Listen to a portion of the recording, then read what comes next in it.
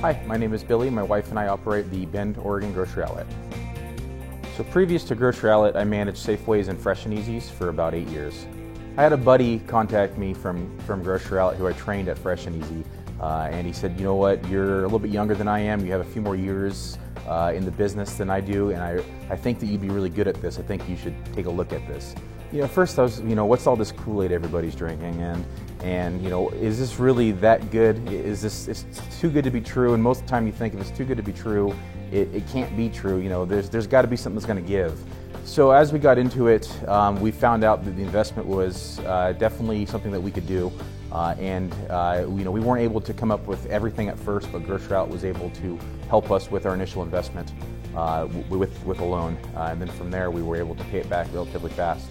It's about halfway through training you realize is you get to see the freedom the operators had and the autonomy they had, and that's, it's transparent during your training. You can see that the Kool-Aid everyone's drinking is real, and it's just a matter of time before you get into your store and you get to experience this firsthand.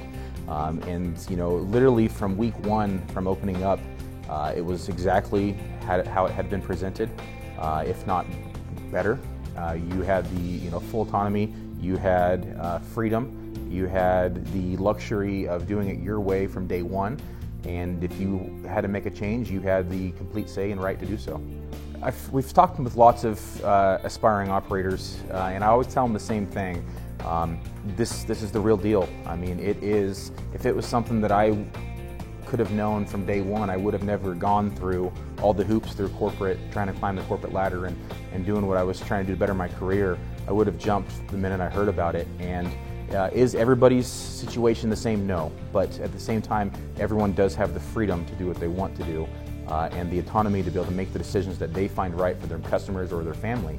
If there's a day where the daughter's sick and you want to stay home and your store's running well, you can stay home. You don't need to email a district manager. You don't need to email the higher ups. You just you call your store, everything's situated, and you can stay home with your family and make sure that the daughter's feeling better, or that you want to get away for the day, you can get away for the day, or vice versa. If you feel like you need to be at the store, then you can be at the store. So it's 100% your choice, and I think that flexibility that it gives you and your family is priceless.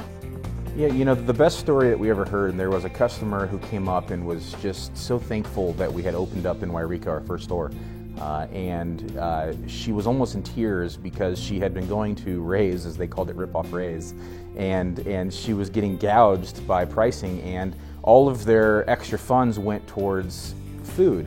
And once we were able to open up our business, they were able to take that extra money that they were able to save on food costs and actually take time with the family and go visit places for a first vacation they've had in years. So she was ecstatic. She was, to say the least, very grateful, very, very warming, welcoming, and they were so thankful that we had opened up our business and provided them with a cheap alternative to groceries.